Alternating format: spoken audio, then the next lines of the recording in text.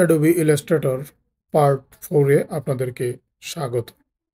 ইতিপূর্বে আমরা যে পার্টগুলো আপলোড করেছি, যদি আপনারা দেখে না থাকেন তাহলে সেই পার্টগুলো দেখে নেবেন, তাহলে আজকের পার্টটি আপনাদের বুঝতে সুবিধা হবে। আজকে আমরা দেখব কিভাবে এ ধরনের একটি ডিজাইন তৈরি করা যায়। খুবই সিম্পলি আমরা সেই ডিজাইনটিকে গ্রুপ করে এক পাশে রেখে দিলাম। সেই ডিজাইনটিকে আমরা তৈরি করব।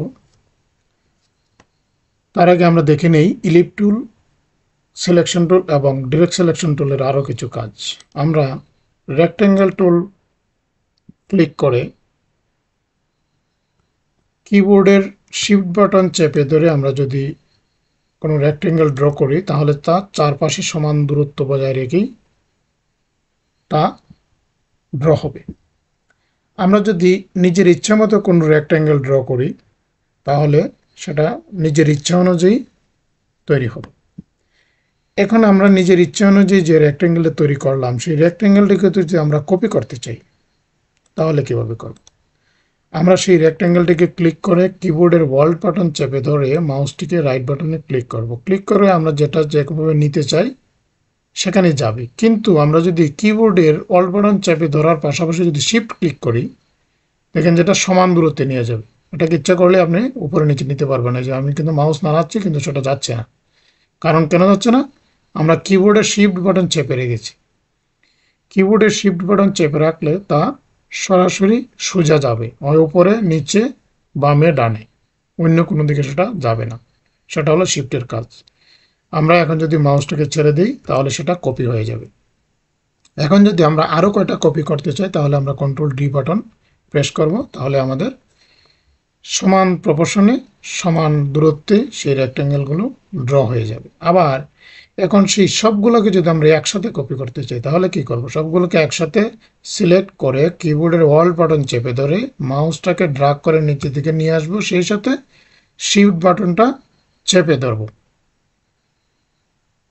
শিফট বাটনটা চেপে ধরে আমরা ড্র্যাগ করব এবং মাউসটাকে ছেড়ে দিব, তারপর অন্যগুলো ছেড়ে দেবো। এখন যদি আবার কন্ট্রোল ডি চাপই, তাহলে আমাদের সেইগুলো আবার কপি হয়ে যাবে।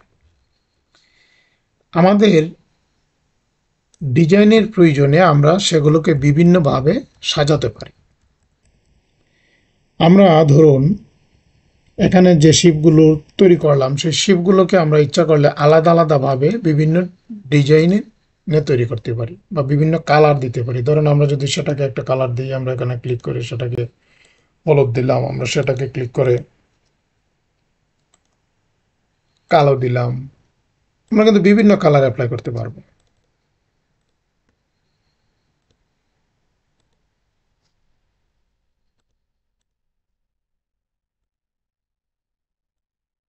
এভাবে আপনারা আপনাদের ইচ্ছা মতো যে কোনো কালার ড্র করবেন।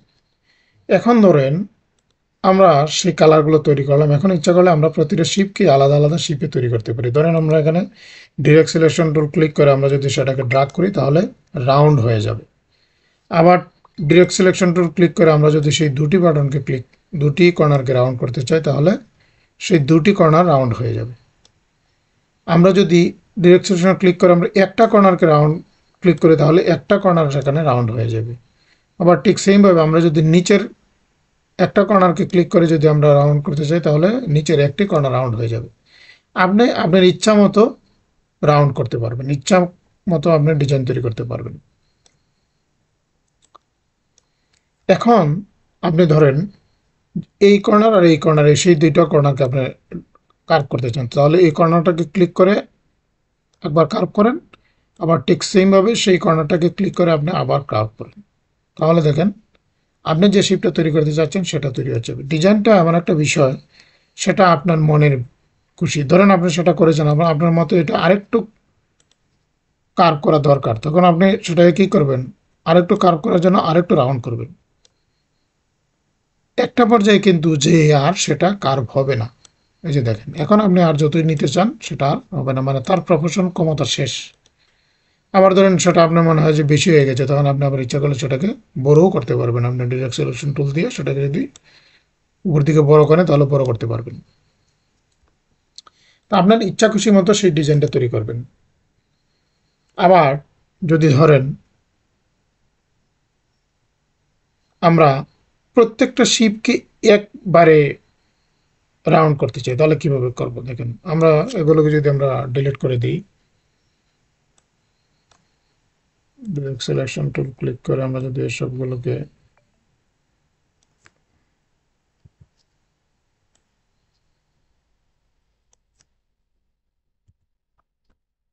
এগুলোকে যদি আমরা একটু কপি করি, ডিলিট করে সবগুলোকে ক্লিক করে আমরা কি করব,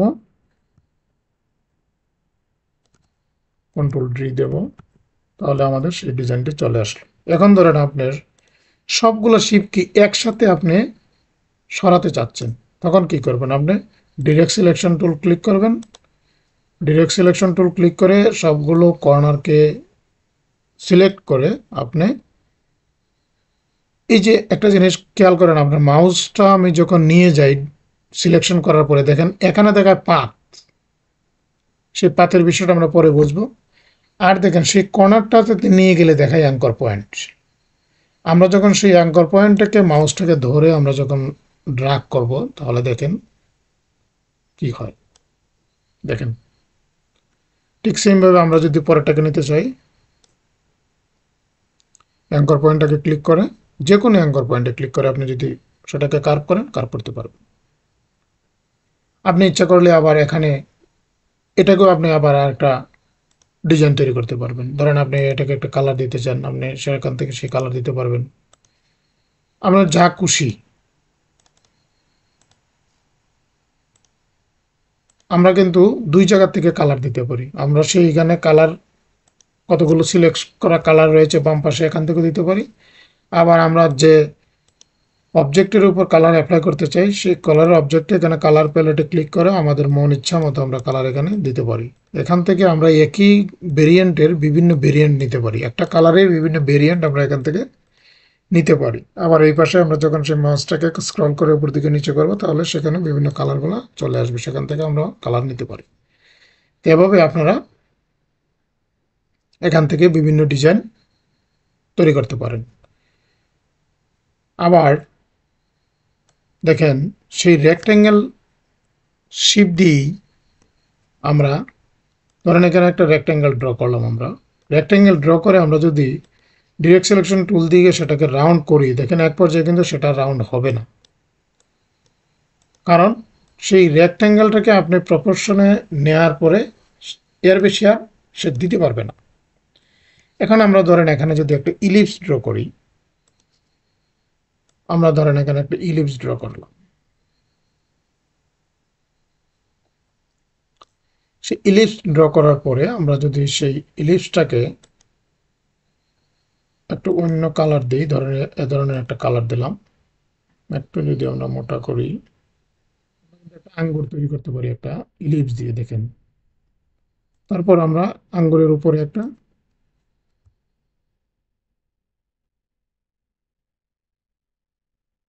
ছোট্ট করে একটা, যার মধ্যে সেটা ভরে থাকে, সেটাকে আমরা এখানে দিয়ে দিতে পারি।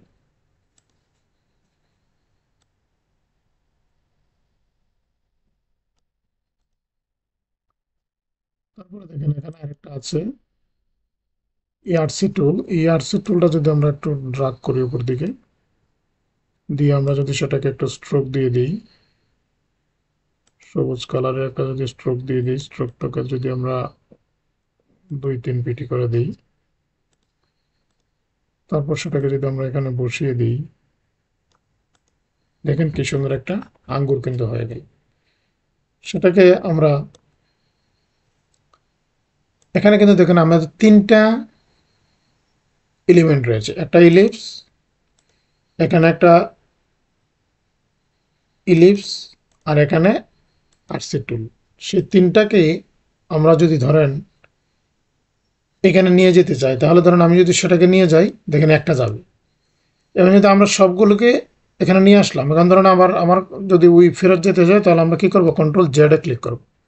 এখন আমরা এই 3টে এলিমেন্টকে যদি একসাথে করতে চাই, তাহলে 3টাকে আমরা সিলেক্ট করে কিবোর্ড থেকে গ্রুপে ক্লিক করব, কিবোর্ডে রাইট বাটন ক্লিক করে এখানে গ্রুপে ক্লিক করে দিব। গ্রুপে ক্লিক করে দেখেন আমরা যদি সেটাকে সরাই দেখেন সেটা পুরোটাই চলে যাবে।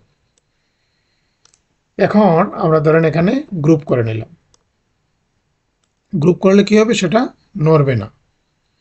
এখন আমরা ধরেন আঙ্গুরগুলো কিভাবে থাকে, একসাথে অনেকগুলো আঙ্গুর থাকে না, বলে একসাথে অনেকগুলো আঙ্গুর যদি থাকে তাহলে আমরা কি করব, একসাথে অনেকগুলো আঙ্গুর থাকলে আমরা ধরেন এখানে একটা আঙ্গুর নিলাম, এই শেপগুলোকে কপি করে আমরা এখানে আরেকটা আঙ্গুর নিলাম, মানে আরেকটা নিলাম,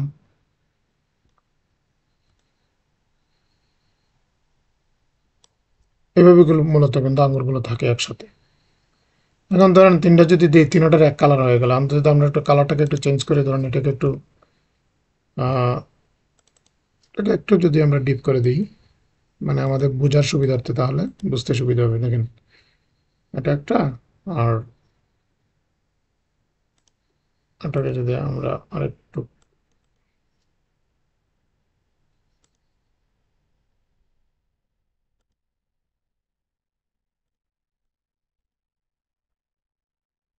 বেশি হয়ে গেল, আমরা যদি আরেকটু কম দিই,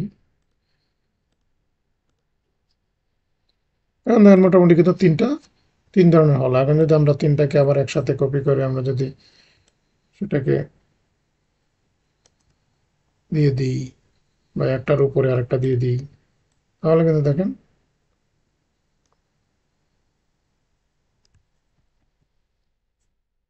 অনেক সুন্দর হবে।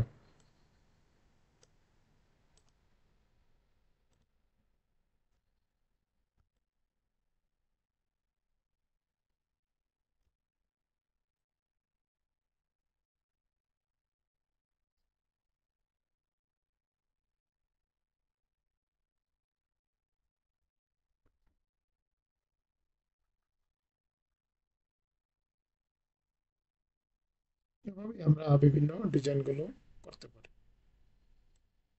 আপনারা এভাবে আঙ্গুর তৈরি করতে পারেন।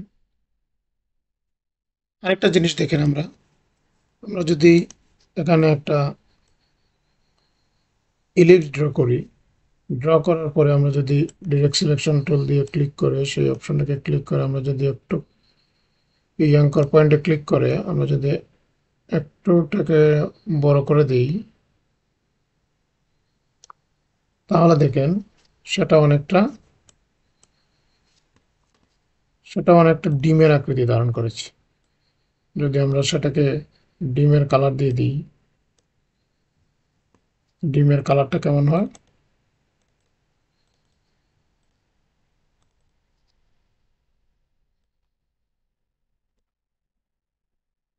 ওটাও দেওয়া যেতে পারে। মোটামুটি কাছাকাছি এ ধরনের একটা কালার আসে, এখন অনেকটা কিন্তু ডিমের মতো লাগতেছে। তো এভাবে আপনারা বিভিন্ন ডিজাইন তৈরি করতে পারবেন। আমরা এখন দেখব এভাবে এখানে কিভাবে জাতীয় পতাকাটা তৈরি করলাম। আমরা এখানে রেক্টেঙ্গেল ড্র করব, একটা রেক্টেঙ্গেল ড্র করব, রেক্টেঙ্গেল ড্র করে রেক্টেঙ্গেলের কালারটা দিয়ে দেব কি সবুজ। তারপর আমরা ড্র করব এখানে একটা ইলিপস। আমাদের এক ডিজাইন তৈরি করতে হলে আগে জানতে হবে যে হলো কোনটার কোন কাজ। সেই ইলিপসটা আমরা এখানে শিফট বাটন চেপে ধরে আমরা সেই ইলিপসটা এখানে ড্র করব। ড্র করে সেটার কালারটা আমরা দিয়ে দেব লাল। দেওয়ার পরে সেটাকে আমরা সেটার উপরে নিয়ে যাব। নিয়ে যাওয়ার পরে আমাদের সেটাকে সেন্টার করতে হবে। আমরা সেই দুইটাকে সিলেক্ট করে মাউস দিয়ে দুইটাকে সিলেক্ট করে সেই সেন্টারে আমরা ক্লিক করে দেব। সেন্টারে ক্লিক করে আমাদের মোটামুটি একটা পতাকা শিপ হয়ে গেছে। এখন আমরা বাম পাশে বাঁশের মতো একটা তৈরি করতে চাই, তাহলে কি করব, আমরা এখানে রেক্টেঙ্গেল ড্র করব, একটা চিকন করে একটা রেক্টেঙ্গেল ড্র করব।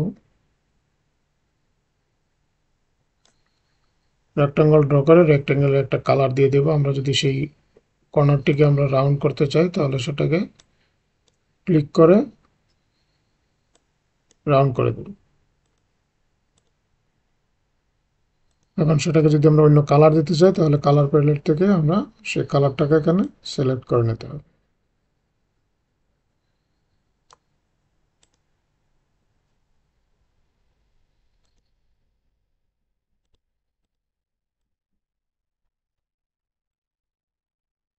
তারপরে কিছু গিট থাকে, সেই গিটগুলোকে আমরা কিভাবে দেবো, ইলিপসের মাধ্যমে। সেই ইলিপসটাকে আমরা এখানে চিকন করে যদি আঁকি,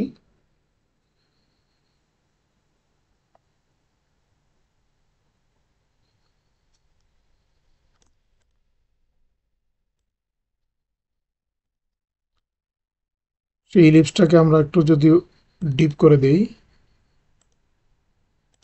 তাহলে কিন্তু আমাদের সেটার মধ্যে সেটা ফুটে উঠবে।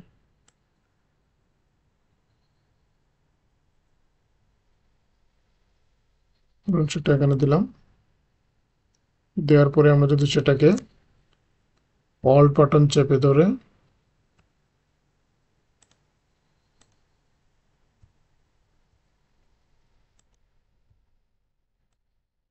ড্রাগ করে, আমরা যদি শিফট বাটন চেপে ধরে এটাকে যদি ড্রাগ করি,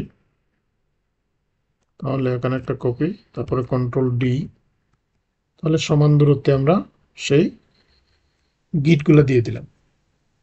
এখন দেখেন একটু, আমরা যদি জুম করি, জুম কিভাবে করতে হয়, কিবোর্ডের অল্ট বাটন চেপে ধরে মাউসটার স্ক্রল বাটনটা যদি আমরা উপর দিকে নিই, তাহলে আমাদের সেই বোর্ডটা বড় হবে। এবং আমরা যদি বামে ডানে নিতে চাই, তাহলে কিবোর্ডের কন্ট্রোল বাটন চেপে ধরে আমরা মাউসটাকে যদি উপর দিকে স্ক্রল করি, তাহলে সেটা ছোট বড় হবে। এখন দেখেন এখানে আমাদের সেই গিটের অংশটা কিন্তু একটু বাইরে চলে গেছে। তাহলে আমাদের কি করতে হবে, সেগুলোকে একটু ছোট করতে হবে। কি করব, আমরা এটাকে সিলেক্ট করব, এটাকে সিলেক্ট করব, এটাকে সিলেক্ট করব এবং এটাকে সিলেক্ট করব। মাউস দিয়ে ক্লিক করেছি, সাথে কিন্তু আমি শিফট বাটন চেপে রেখেছি।